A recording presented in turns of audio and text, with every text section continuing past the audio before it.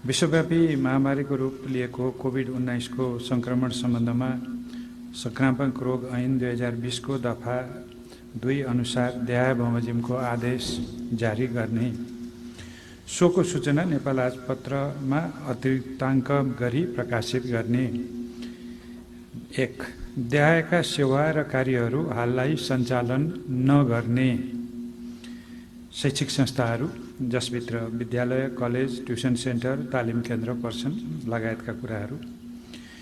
अनुमति प्राप्त बाहेकका अन्तर्राष्ट्रिय र आन्तरिक उडानहरू, मैले जे भन्दैछु यी सबै नगर्ने भित्रका नै हुन्। फेरि म स्मरण गराउँ, तोकिए बाहेकका अन्तर्राष्ट्रिय सीमा नाकाबाट हुने आवत जावत, सबै प्रकारका सभा गोष्ठी, तालिम, सेमिनार, सबै प्रकारका प्रदर्शन, भेला तथा सम्मेलन, cinema hall, party palace, dance bar लगायतका मनोरञ्जन स्थल, सार्वजनिक पुस्तकालय, सङ्ग्रहालय, चिडियाखाना, स्पा, सेलुन र beauty parlour, swimming pool, gymkhana health हेल्थ क्लबहरू, सपिङ मलहरू, समूहमा खेलिने खेलकुद र खेल मैदानमा हुने प्रस्तुतिहरू, सबै प्रकारका धार्मिक तथा सामाजिक स्थलहरू, यात्रुवाहक सार्वजनिक सवारी साधन, त्यसमा पर्यटक सवारी साधन समेत हो, त्यो अहिले खोलिएको छैन, र काठमाडौँ उपत्यकाको हकमा काठमाडौँ उपत्यकाभित्र र अन्य जिल्लाको हकमा सोही सम्बन्धित जिल्लाभित्र मात्र जोर बिजोर प्रणालीमा सञ्चालन हुने निजी सवारी साधन बाहेकका अन्य निजी सवारी साधन, यी सबै चाहिँ हाल सञ्चालन नगर्नेमा परेकाहरू हुन्। दोस्रो निर्णय यही आदेशकै दोस्रो बुँदा म पढ्न गइराखेको छु। सामाजिक दूरी कायम गर्ने, जनस्वास्थ्य लगायतका स्वास्थ्यका सबै सुरक्षाका उपायहरू अपनाउने र त्यो स्वास्थ्य सुरक्षाका मापदण्ड र चाहिँ अरू कुराहरू, सामाजिक दूरी कायम गर्ने कुराहरू पालना गरेर गर्न सकिने कुराहरू मैले यहाँ उल्लेख गर्न गइराखेको छु र देहायका सेवा तथा कार्यहरू सञ्चालन गर्ने, त्यसमा स्वास्थ्यसँग सम्बन्धित सबै सेवा जसमा निजी क्लिनिकहरू समेत पर्छन्, त्यसै गरी सबै प्रकारका कृषि र पशुपक्षी व्यवसाय, उत्पादनदेखि बिक्री वितरणसम्मको सबै श्रृङ्खला खुला गरिएको छ। उद्योग, व्यापार, व्यवसाय, पसल र डिपार्टमेन्ट स्टोरहरू खुला गरिएका छन्। म फेरि दोहोऱ्याउँ, उद्योग, व्यापार, व्यवसाय, पसलहरू र डिपार्टमेन्ट स्टोरहरू खुला गरिएका छन्। सपिङ मलहरू खुला गरिएको छैन, डिपार्टमेन्ट स्टोरहरू खुला गरिएको छ। खाद्य वस्तुहरू समेतका चिजहरू को चाहिँ बिक्री वितरणलाई सहज गर्नको लागि हो। त्यसपछि सबै प्रकारका ढुवानीहरू, आधारभूत वस्तुहरूको ढुवानी सेवा योभन्दा अगाडि पनि चलेकै थियो, अहिले चाहिँ सबै प्रकारका ढुवानी सेवाहरूलाई खुला गरिएको छ। व्यक्तिहरूको पैदल आवागमनलाई खुला गरिएको छ र यो आवागमन गरिरहँदा भिडभाड नगर्ने, आफूले मास्क लगाउने, आफ्नो चाहिँ सुरक्षाको उपायहरू अपनाउने कुराहरू त छँदैछन्, तर सामान्य भिड नगरिकन आवागमन गर्ने, हिँडुल गर्ने कुरालाई खोलिएको छ। साइकल र मोटरसाइकल चल्न दिने निर्णय भएको छ र त्यसमा मोटरसाइकलमा एकजना मात्र व्यक्ति रहने हो, डबल राइडर अथवा 2 जना चढ्ने व्यवस्था हुन सक्दैन, जसले हाँक्ने हो ऊ मात्रै बस्ने गरी जान सक्ने व्यवस्था गरिएको छ। त्यसपछि खोलिएको अर्को यातायातको क्षेत्रमा काठमाडौँ उपत्यकाको हकमा उपत्यकाभित्र र अन्य जिल्लाको हकमा सम्बन्धित जिल्लाभित्र मात्र जोर बिजोर प्रणालीमा सञ्चालन हुने गरी निजी सवारी साधनहरू चलाउन दिएको छ। ती भनेका निजी व्यक्तिहरूका निजी वाहनहरू हुन् जसमा चालक बाहेक थप 2 जना मात्र त्यसमा सवार हुन पाउने यसको चाहिँ निर्णय हो। त्यसपछि खोलिएका अरू क्षेत्रमा फोहोर मैला व्यवस्थापन पहिलेदेखि पनि खुलै थियो, यसलाई हामीले थप सजिलो बनाउन खोजेका छौँ। विद्युत, दमकल, एम्बुलेन्स, सञ्चार, प्रसारण र हुलाक सम्बन्धी सेवा यो पहिले पनि थियो, यसलाई हामीले निरन्तरता दिएका छौँ। ब्याङ्क तथा वित्तीय संस्था, सहकारी र बिमा सेवा, यो सेवा पहिले हामीले निश्चित सङ्ख्यामा मात्रै, निश्चित समयमा मात्रै भनेका थियौँ, अहिले हामीले यसलाई मन्त्री परिषदको निर्णयपछि यिनीहरू खुला गरिएको छ। नर्सरी र वनजन्य उद्यमहरू त्यो सम्बन्धी व्यवसायहरू पनि अब खुला भएको छन्। कृषिकै अङ्गको रूपमा पनि यिनीहरू चलिरहने हुनाले र यिनीहरू अलिकति बढी ग्रामीण परिवेशमा पनि चल्ने हुनाले यिनीहरूलाई चाहिँ खुला गर्ने निर्णय भएको छ। विकास आयोजनाहरू खास गरी निजी क्षेत्रबाट प्रवर्धित विकास आयोजनाहरू, खास गरी पूर्वाधारका आयोजनाहरू, जलविद्युतका आयोजनाहरू समेतका यस्ता आयोजनाहरू पनि अब निर्बाध सञ्चालन गर्ने भन्ने निर्णय भएको छ। त्यो निर्माण कार्यलाई सुचारू गर्न, सञ्चालन गर्नलाई हामीलाई निर्माण सामग्री चाहिन्छ। त्यसो भएको हुनाले नदी तथा खानीजन्य पदार्थको उत्खनन, सङ्कलन, ढुवानी र बिक्री वितरण पनि पूर्णतः खुला गरिएको छ, जसले गर्दाखेरि आधारभूत निर्माण सेवाको लागि निर्माण सामग्रीको अभाव नहोस् भन्ने सरकारको ध्येय हो। त्यसपछि रेस्टुरेन्टको क्षेत्रमा केही अलिकति खुकुलो गर्न खोजिएको छ। त्यो भनेको रेस्टुरेन्टबाट प्याकिङको माध्यमबाट र टेक अवे सेवाको माध्यमबाट रेस्टुरेन्टको खानाहरू सेवा लिन सकिने व्यवस्था गरिएको छ। रेस्टुरेन्टमा बस्ने, भिडभाड गर्ने होइन, तर प्याक्ड खाना र चाहिँ त्यसै गरी टेक अवे भनेको आफूले त्यहाँको प्याक्ड खाना घरमा लिएर जानको लागि, आफ्नो परिवारमा बसेर खानको लागि अथवा कार्यस्थलमा लिएर जानको लागि चाहिँ रेस्टुरेन्टहरूबाट खाना सङ्कलन गर्न सकिने पनि निर्णय गरिएको छ। त्यसपछि होटलको सन्दर्भमा क्वारेन्टाइनका लागि तोकिएका होटल र यातायातका साधनहरू चाहिँ सञ्चालन गर्ने, तर क्वारेन्टाइनको लागि तोकिएका होटल बाहेक अरू होटलहरू अहिले सञ्चालन नगर्ने निर्णय भएको छ। त्यसपछि अर्को एउटा चाहिँ सहज गरिएको क्षेत्र सरकारी कार्यालय हो। शिक्षण संस्थाका कार्यालयहरू हुन्। शिक्षण संस्थाको पठन पाठन होइन, तर कार्यालयहरू हुन्। गैर सरकारी र निजी क्षेत्रका कार्यालयहरू पनि हुन् र ब्याङ्क तथा वित्तीय संस्थाहरू पनि हुन्। यी सबै 2 सिफ्टमा चल्छन् र बिहान 8 बजेदेखि दिउँसो 1 बजेसम्म एउटा सिफ्ट चल्छ र दिउँसो 1 बजेदेखि साँझ 6 बजेसम्म अर्को सिफ्ट चल्छ। खास गरी आवागमनमा, यातायातमा धेरै भिडभाड नहोस् भन्ने पनि एउटा तर्क हो र अर्को चाहिँ कार्यस्थलमै पनि एउटा दूरी, भन्न त हामी सामाजिक दूरी भन्छौँ, तर त्यो भौतिक दूरी हो।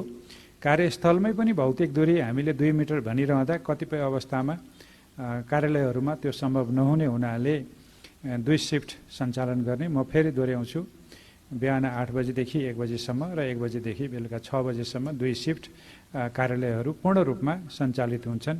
त्यसले गर्दाखेरि बढी भिडभाड नभई आधारभूत सेवाहरू प्रवाह गर्नलाई र यसै पनि यो आर्थिक वर्षको अन्त्य छ, धेरै कामहरू गर्नुपर्ने पनि स्थिति छ, त्यसलाई पनि सहजीकरण गर्नलाई अलिकति बढी यसमा सहज गर्नु परेको हो।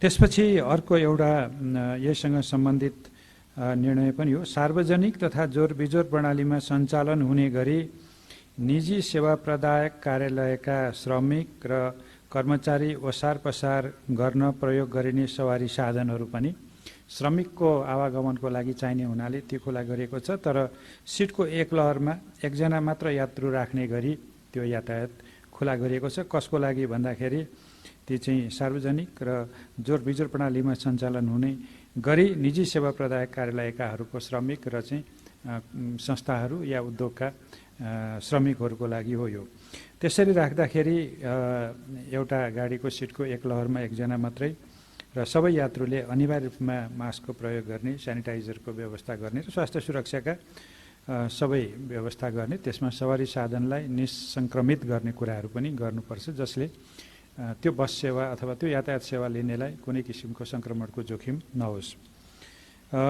यी सबै सेवा र कार्य सञ्चालन गर्दा सम्बन्धित मन्त्रालयले जनस्वास्थ्य र सुरक्षा मापदण्डका आधारमा आफ्नो कार्यक्षेत्र पर्ने विषयहरूको सम्बन्धमा आवश्यक प्रोटोकल जारी गरी लागू गर्नुपर्नेछ। यो प्रोटोकल भनेको चाहिँ के कसरी व्यवहार गर्ने हो, कुन शर्तमा काम गर्ने हो, कुन किसिमका सुरक्षाका उपायहरू अपनाउनु पर्ने हो, यो मापदण्डको कुराहरू यो प्रोटोकलमा रहन्छ। यस आदेशको क्रमसङ्ख्या 2 को खण्ड य, थ र द बमोजिमको व्यवस्था 2077 साल असार 1 गतेदेखि र अन्य व्यवस्था तत्काल प्रारम्भ भई 21 दिनसम्म कायम रहनेछ। परिस्थितिको समीक्षा एवं सङ्क्रमणको जोखिम विश्लेषणको आधारमा उल्लेखित व्यवस्थामा आवश्यक हेरफेर पनि गर्न सक्ने मन्त्री परिषदले निर्णय गरेको छ। अब म एउटा कुरो स्पष्ट गर्छु, त्यो क्रमसङ्ख्याको खण्ड य, थ र दमा चाहिँ के छ, जुन 1 गतेबाट मात्रै लागू हुन्छ।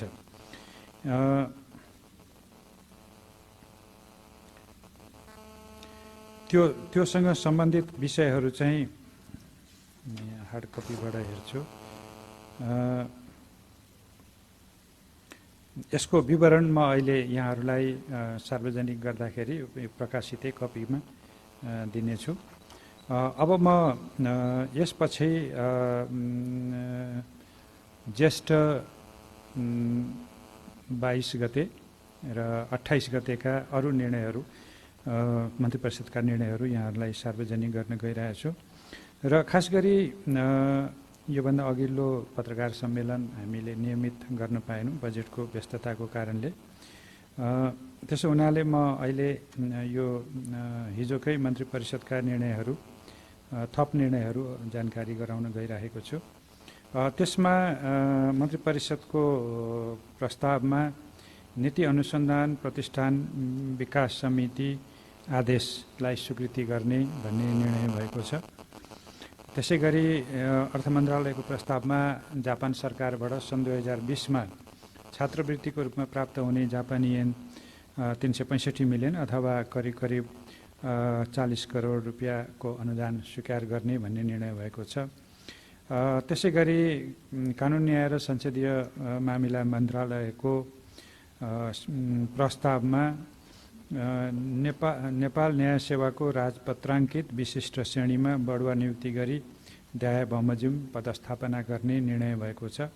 त्यसमा अर्थ मन्त्रालयका सहसचिव श्री उदयराज सापकोटालाई बढुवा नियुक्ति गरी सत्यनिरूपण तथा मेलमिलाप आयोगको सचिव पदमा र कानुन न्याय र संसदीय मामला मन्त्रालयका सहसचिव धनराज गेवालीलाई बढुवा नियुक्ति गरी प्रधानमन्त्री तथा मन्त्री परिषदको कार्यालयको सचिव पदमा बढुवा गर्ने र पदस्थापन गर्ने निर्णय भएको छ। त्यसै गरी कानुन न्याय तथा संसदीय मामला मन्त्रालयकै प्रस्तावमा अहिले विशिष्ट श्रेणीको पदमा सत्यनिरूपण र मेलमिलाप आयोगका सचिवमा रहनुभएका श्री ऋषिराज भण्डारीलाई कानुन न्याय तथा संसदीय मामला मन्त्रालयको सचिव पदमा सरुवा गर्ने निर्णय भएको छ।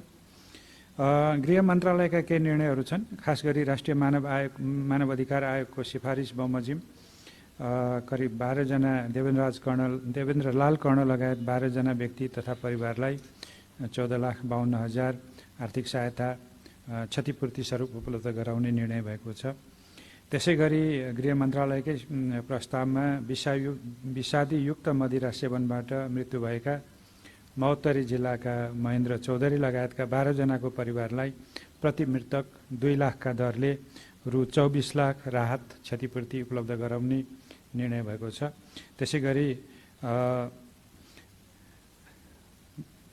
भूमि व्यवस्था सहकारी र गरिब निवारण मन्त्रालयको प्रस्तावमा सरकारी सार्वजनिक र गुठी जग्गा संरक्षण सम्बन्धी जाँचबुझ आयोगको म्याद 6 महिना थप गरी सो आयोगको रिक्त सदस्य पदमा स्याङ्जा निवासी पुण्यप्रसाद भुषाललाई नियुक्त गर्ने निर्णय भएको छ।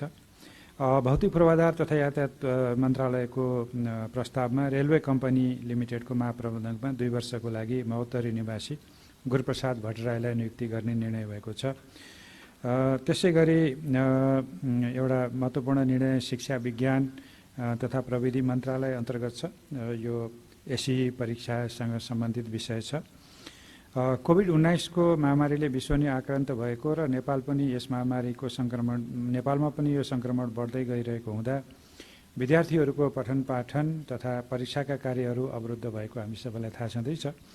यो अवस्थामा निकट भविष्यमा परीक्षा सञ्चालन गर्न संक्रमण जोखिमका कारणले सम्भव नभएको र यसबाट विद्यार्थीको पढाइ र मनोविज्ञानमा प्रतिकूल प्रभाव पर्न सक्ने सम्भावना रहेकोले यो महामारीले सृजना गरेको परिस्थितिजन्य बाध्यताको कारण शिक्षा ऐन 2028 को दफा 20 अनुसार दाय बमोजिमको आदेश जारी गर्ने र यो दफा 20 मा बाधा अड्काउ फुकाउने भन्ने छ र बाधा अड्काउ फुकाएर सरकारले यो निर्णय गरेको, जसमा शैक्षिक सत्र 2076 को माध्यमिक शिक्षा कक्षा 10 को अन्त्यमा हुने परीक्षा, जसलाई हामी स्कुल एजुकेसन एक्जामिनेसन र छोटकरीमा SEE भन्छौँ, त्यसको हकमा विद्यालयद्वारा गरिएको अन्तिम मूल्याङ्कनको विवरण सम्बन्धित विद्यालयले सम्बन्धित जिल्लाको जिल्ला शिक्षा विकास तथा समन्वय एकाइमा पठाउने र जिल्ला शिक्षा विकास तथा समन्वय एकाइले प्रमाणित गरी राष्ट्रिय परीक्षा बोर्डमा पठाउने।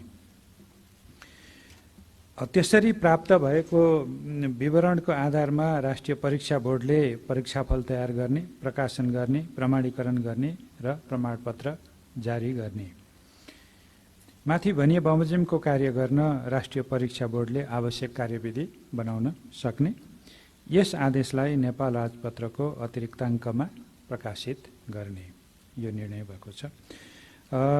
त्यसपछि स्वास्थ्य मन्त्रालयसँग सम्बन्धित अरू केही निर्णयहरू भएका छन्। एउटा निर्णय कोभिड-19 को महामारीजन्य विशेष परिस्थितिमा यसको रोकथाम, नियन्त्रण, निदान तथा उपचारको लागि आवश्यक पर्ने मेसिनरी तथा औषधि र अन्य स्वास्थ्य सामग्रीहरू शीघ्र खरिद गर्ने र विशेष परिस्थितिकै खरिदको विधिबाट अघि बढ्ने भन्ने निर्णय भएको छ। स्वास्थ्य तथा जनसङ्ख्या मन्त्रालयकै अर्को प्रस्ताव कोभिड-19 महामारीको रोकथाम, नियन्त्रण, निदान र उपचारका लागि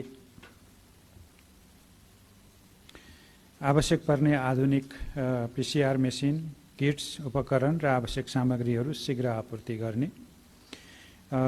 यो गरेर परीक्षणलाई व्यापक र प्रभावकारी बनाउने, देशका विभिन्न स्थानमा रहेका क्वारेन्टाइनको सामग्री र तिनीहरूको अवस्थामा सुधार गरेर सञ्चालनमा ल्याउने, आइसोलेसन सेन्टरहरूलाई थप व्यवस्थित बनाउन स्वास्थ्य तथा जनसङ्ख्या मन्त्रालयले मापदण्ड बनाई कडाइका साथ पालना गराउने, प्रदेश र स्थानीय तहलाई सक्रिय र सक्षम बनाई प्रभावकारी एवं समन्वयात्मक ढङ्गले परिचालन गर्ने।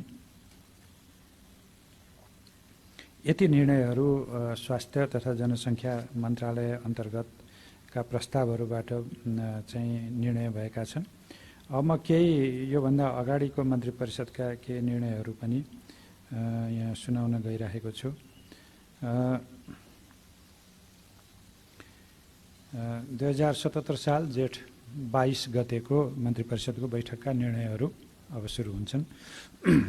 पहिलो अर्थ मन्त्रालयको प्रस्तावमा विश्व ब्याङ्कबाट रु 24 अर्ब बराबरको सहुलियत ऋण सहायता स्वीकार गर्ने, वार्ता टोली गठन गर्ने र यो सहायता लिने प्रक्रियालाई अघि बढाउने भन्ने निर्णय भएको छ। गृह मन्त्रालयको प्रस्तावमा एउटा महत्त्वपूर्ण निर्णय भएको छ, जुन साबिक बमोजिम सामाजिक सुरक्षा भत्ता प्राप्त गरिरहेका 60 वर्ष उमेर पुरा नगरेका विधवा महिलालाई मासिक रु 2000 का दरले चालु आवको तेस्रो चौमासिक 2076 चैत्रदेखि 2077 असारसम्मका लागि हुन आउने रकम सामाजिक सुरक्षा भत्ता उपलब्ध गराउने, साबिक बमोजिम सामाजिक सुरक्षा भत्ता प्राप्त गरिरहेका अति अशक्त अपाङ्गता अथवा ख वर्गको अपाङ्गताको परिचय प्राप्त लाभग्राहीलाई मासिक रु 1600 का दरले चालु आवको तेस्रो चौमासिक 2076 चैत्रदेखि 2077 असारसम्मको लागि सामाजिक सुरक्षा भत्ता सहायता स्वरूप उपलब्ध गराउने। यो विषय चाहिँ सामाजिक सुरक्षा सम्बन्धी ऐन र नियमावलीहरूमा भएको व्यवस्थाबाट केही यो सामाजिक सुरक्षा सम्बन्धी प्रावधानहरू परिमार्जित भएका थिए र त्यो संशोधन गर्ने विधेयकलाई संशोधन गर्ने कुरा पनि अगाडि बढेको छ। तर अहिले चाहिँ उहाँहरूले प्राप्त गरिरहनु भएको जुन किसिमको सामाजिक सुरक्षा भत्ता छ त्यसलाई निरन्तरता दिनको लागि अहिले चाहिँ आर्थिक सहयोगको सहायताको रूपमा त्यसलाई अघि बढाउने र चाहिँ पछि कानुनी रूपमा नै त्यसलाई संशोधन गरेर मिलाउने गरी यो निर्णय गरेको र अब यसरी यो सम्बन्धी जति पनि एक किसिमको के भएको भन्ने दुविधा भएको थियो त्यो रहने स्थिति छैन। त्यसपछि एउटा परराष्ट्र मन्त्रालयको प्रस्तावकोमा निर्णय भएको छ, जुन नेपाल भारत सीमा सम्बन्धी प्रमाण सङ्कलनका लागि श्री विष्णुराज उप्रेती जो अहिले नीति अनुसन्धान प्रतिष्ठानको अध्यक्ष हुनुहुन्छ, उहाँको संयोजकत्वमा एउटा 9 सदस्यीय विज्ञ समूह गठन भएको छ। त्यो विज्ञ समूहमा को हुनुहुन्छ भन्ने अहिले सर्कुलेट गर्नुहुन्छ र तपाईँहरूले त्यो प्राप्त गर्न सक्नुहुनेछ। सञ्चार तथा सूचना प्रविधि मन्त्रालयको प्रस्तावमा चलचित्र विकास बोर्डको रिक्त अध्यक्ष पदमा श्री दयाराम दाहाललाई 2 वर्षको लागि नियुक्ति गर्ने निर्णय पनि भएको छ।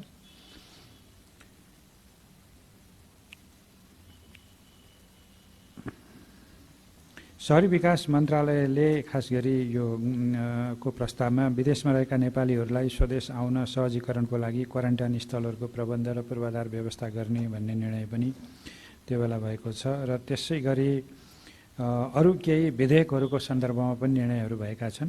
अर्थ मन्त्रालयको भन्सार विधेयकलाई संसदमा पेश गर्ने एउटा र त्यसै गरी संस्कृति पर्यटन र नागरिक उड्डयन मन्त्रालयको अभिलेख संरक्षणलाई ऐन 2077लाई सङ्घीय संसदमा पेश गर्ने, त्यसै गरी कृषि तथा पशुपक्षी विकास मन्त्रालयको खाद्य स्वच्छता तथा गुणस्तर नियमन सम्बन्धी विधेयकलाई पनि संसदमा पेश गर्ने र त्यसै गरी अरू केही चाहिँ निर्देशनहरू पनि स्वीकृत गर्ने निर्णय भएको छ, जसमा नेपाल नगरपालिका सङ्घको विधानलाई स्वीकृत गर्ने कुरा छ।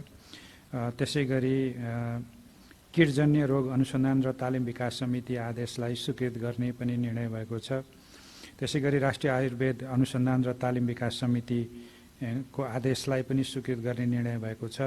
त्यसै गरी सिंहदरबार वैद्यखाना विकास समिति गठन आदेश 2077लाई पनि स्वीकृत गर्ने निर्णय भएको छ र वातावरण संरक्षण नियावली 2077लाई पनि स्वीकृत गर्ने निर्णय भएको छ। अझ अर्को पनि एउटा महिला शान्ति र सुरक्षा सम्बन्धी संयुक्त राष्ट्र सङ्घ सुरक्षा परिषदको प्रस्ताव नम्बर 1325 र अन्य पूरक प्रस्तावहरूको कार्यान्वयन सम्बन्धी दोस्रो राष्ट्रिय कार्ययोजना पनि स्वीकृत गर्ने निर्णय भएको छ। यी चाहिँ ज्येष्ठ 22 गतेका मन्त्री परिषदका मुख्य निर्णयहरू हुन्। मैले यहाँहरूलाई नेपाल सरकारका 2टा मन्त्री परिषदका बैठकहरूका निर्णयहरू सार्वजनिक गरेँ र यो सम्बन्धी अरू चाहिँ विवरणहरू मन्त्रालयले यहाँहरूलाई उपलब्ध गराउनेछ।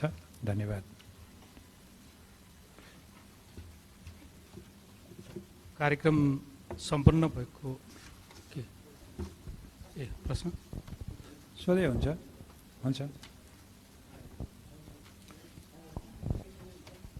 केही प्रश्न नभएको जानकारी भयो।